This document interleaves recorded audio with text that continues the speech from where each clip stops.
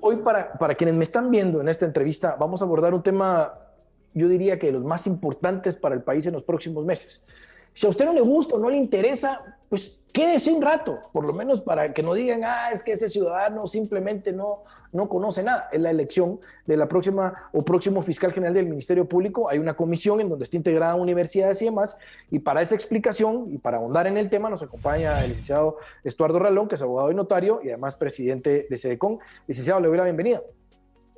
¿Qué tal? Muy buenas noches, un verdadero gusto, un placer estar el día de hoy en la entrevista. Estuardo, en términos generales yo he explicado un poquito, pero sabemos que hay una convocatoria del Congreso de la República, se convocan los que establecen la ley, que son parte del Colegio de Abogados, universidades privadas en el ámbito de derecho y la Corte Suprema de Justicia para evaluar perfiles que van a llegar próximamente al presidente de la República, que son 6, y de ahí surge, digamos, el nuevo fiscal del Ministerio Público, para que la gente entienda. Pero yo sé que este grupo, que es denominado comisión, empiezan a evaluar y deciden por votación una serie de procesos o una serie de pasos que ayudan o de alguna forma permiten ir evaluando cada uno de los perfiles que se van a entregar. Y me quedaba una duda, Lick. Estaba viendo que la tabla esta de ponderación o de evaluación pues tenía algunas cosas como darle prioridad a algunos, darle más nota a otros, y quisiera saber cuál es su perspectiva sobre, digamos, ese primer paso que aprueba la comisión. Sí, efectivamente, ya la comisión llegó a algunos acuerdos, hubo una votación que fue seguida en redes sociales de manera pues pública, levantando la mano se pusieron de acuerdo en una tabla que le da mayor puntaje a la experiencia profesional. 65 puntos de 100 tendrá la experiencia profesional y los 100 puntos se completarán con 30 puntos de la formación académica y 5 puntos de la proyección social o humana de cada perfil.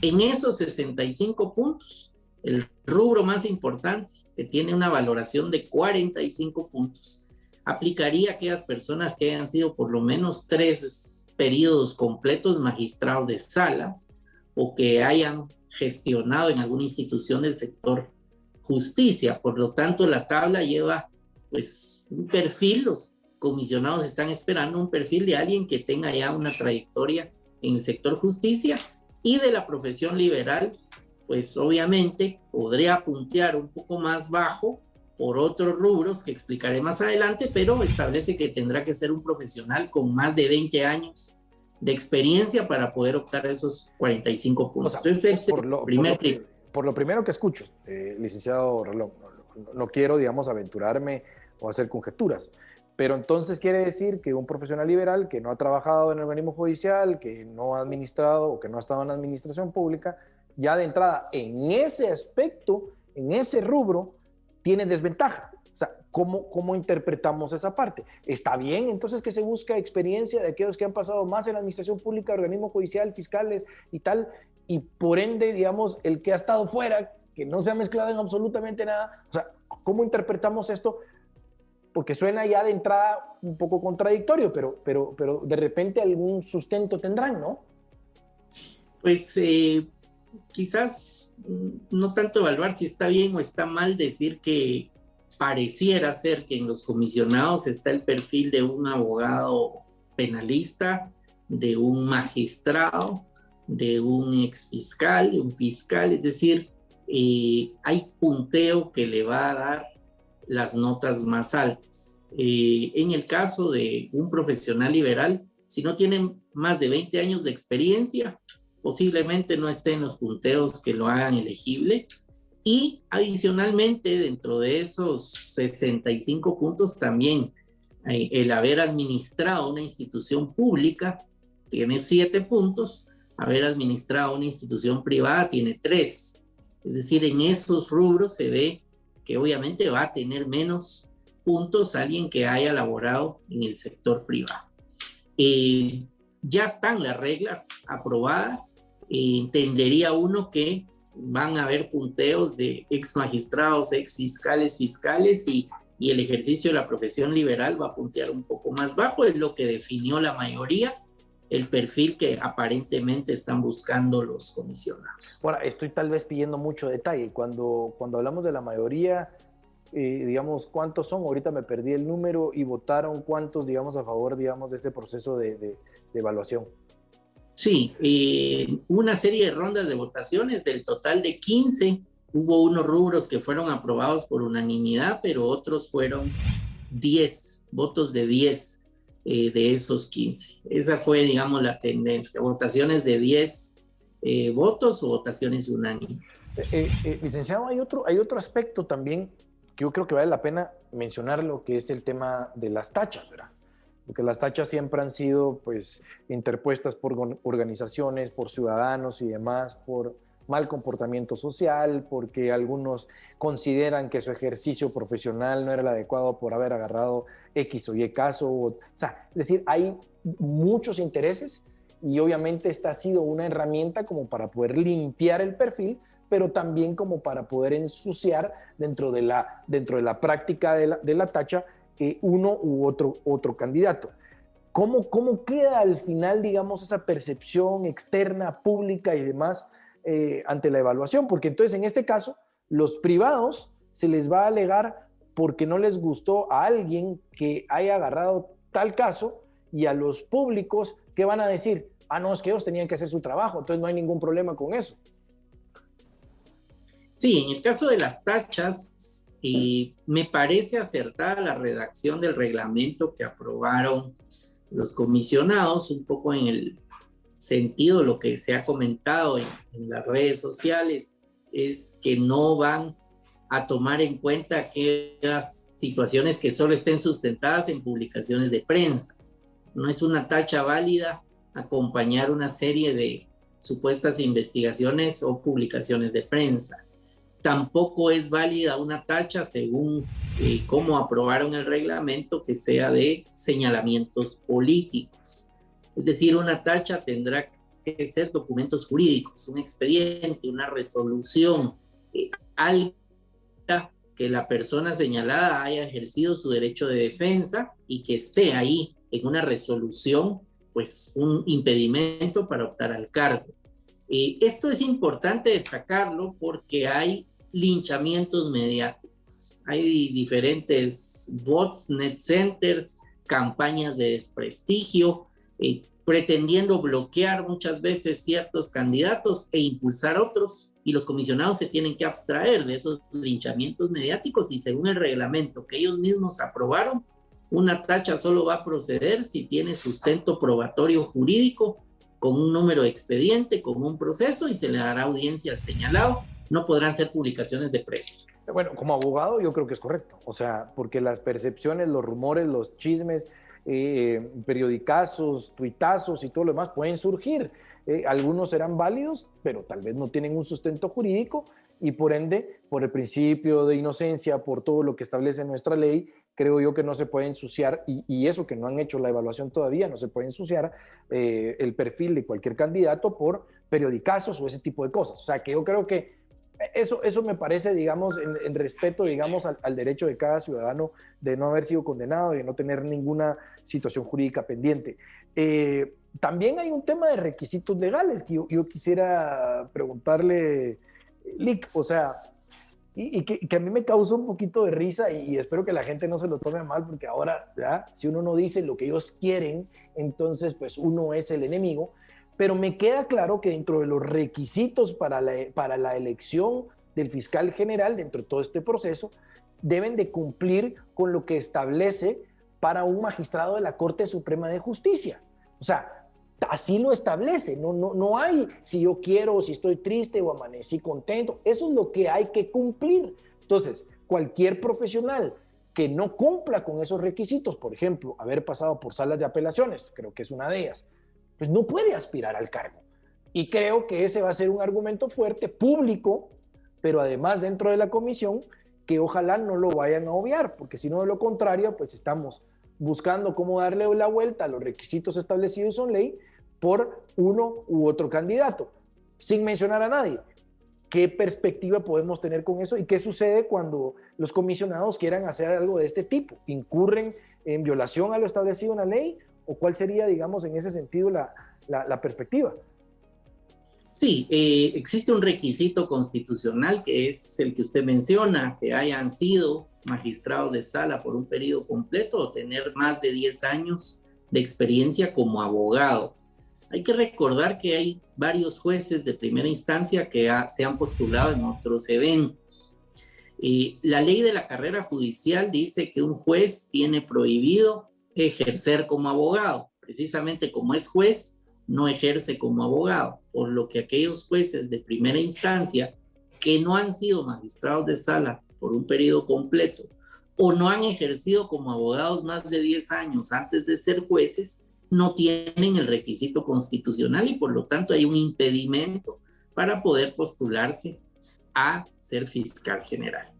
Esto será algo que la comisión de postulación tiene que ser rigurosa en su aplicación. Ellos fueron juramentados en el Congreso. Al ser juramentados, juraron defender la Constitución, aplicar la Constitución, respetar las leyes del país, por lo que tendrán que actuar apegados a ese juramento.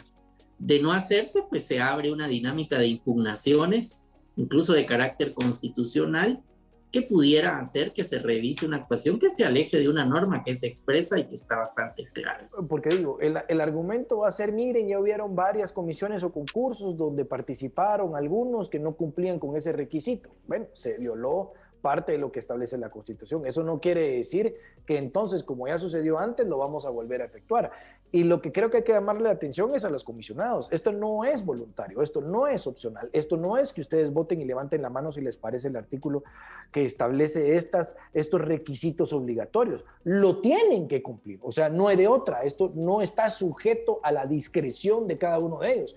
Y no sé si esto lo terminan de entender o hay un componente político de conveniencia por el cual a veces empiezan a jugar con este tipo de cosas.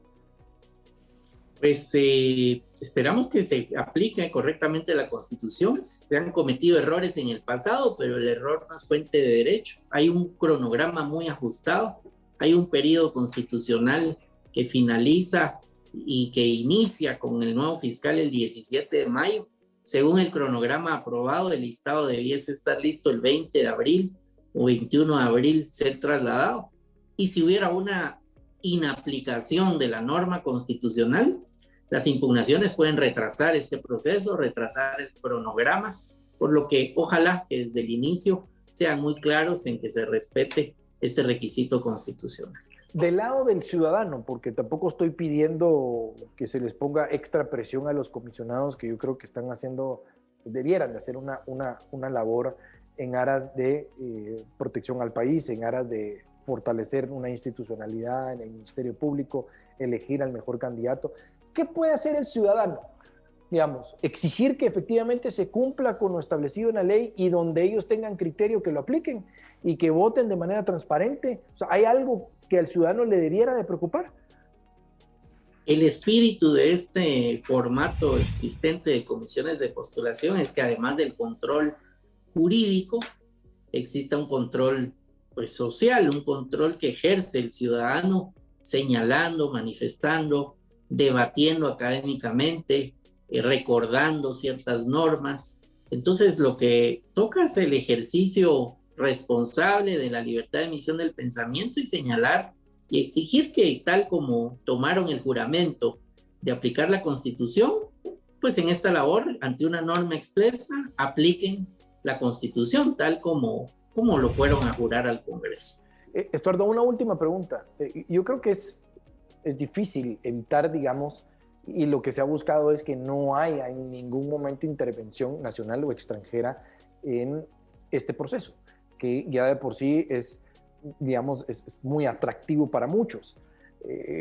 Ocurrió con uno de los embajadores, invitando a los comisionados, se hizo la denuncia, hubieron varias reacciones, y después entiendo que el tema fue, no nos juntemos con nadie, pues, o sea, porque debe ser una decisión como que fuera un jurado en Estados Unidos, pero, o sea, no tienen por qué estar juntando con los demás para que les estén dando consejos o sugerencias. ¿Podemos evitar realmente y podemos tener confianza de que estos comisionados van a estar lejos de presiones internacionales, nacionales, para poder emitir, digamos, el mejor trabajo y el trabajo deseado por el ciudadano? Pues uno eso es lo que espera. De hecho, se ha señalado, yo lo he hecho en algunos otros foros, que los comisionados deben incluso de denunciar, de hacer de conocimiento público si en algún momento se sintieren amenazados, presionados, intimidados y que no puedan realizar libremente su labor, que no tengan temor de me van a sancionar o me van a percibir o me llegó una amenaza. No, ellos tienen que, obviamente es un trabajo muy complicado, un enorme desafío ante cualquier injerencia, intervención o amenaza que ponga su independencia. Ellos tienen que ser los primeros en denunciarlo y señalarlo para que funcione el control jurídico y no solo eso, ¿verdad? O sea, es tan delicado y la responsabilidad que tienen es tan grande que si en algún momento llegan a tener ellos alguna intervención, algún acercamiento y no lo denuncian, es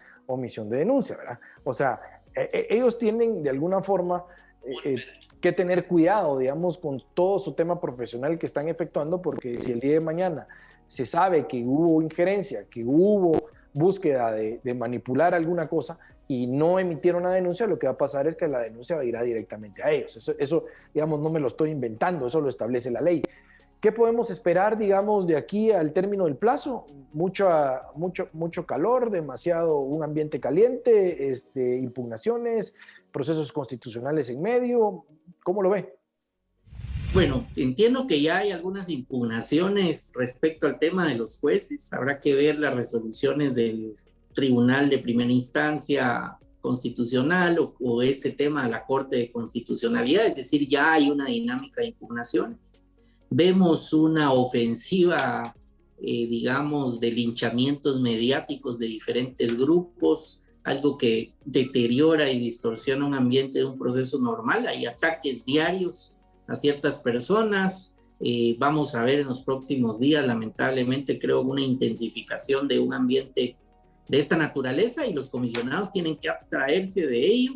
Ya aprobaron la tabla, ya aprobaron que las publicaciones de prensa y los señalamientos políticos no deben de ser un impedimento y por lo tanto, con toda independencia, calificar a los que se postulen hasta el 20 de febrero y luego elegir libremente de ese listado a 6 personas que consideren sea el mejor perfil. A ver qué nos depara el futuro. Licenciado Estuardo Ralón, abogado y notario, presidente de SEDECON, le doy las gracias por haber estado con nosotros. Temitas, ¿verdad? Que sabemos que dentro de la comisión de postulación ya se están manejando, muchos conocen, pero estos detalles que hemos mencionado hoy son, digamos, como el entremés del proceso, el realizado, que seguramente nos llevará algunos meses o algunas semanas poniéndole mucha atención. Muchas gracias por su presencia, señor Estuardo. No, hombre, muchas gracias, un verdadero gusto y un saludo a todos los que ven el programa. Gracias.